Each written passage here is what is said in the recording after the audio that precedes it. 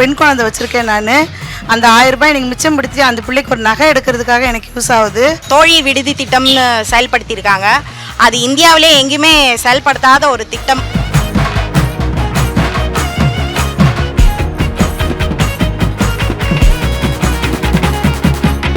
நாங்கள் மகளிர் பஸ்ஸில் போகிறோம்.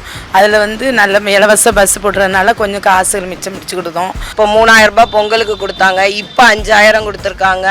என் பிள்ளைங்களுக்கு மாதம் 1000 ரூபாய் வருது. என் பொண்ணுக்கு, என் பையனுக்கும் அது மாதிரி வருது. இதனால எங்களுக்கு எல்லாத்துலேயுமே நல்லதாக இருக்குது.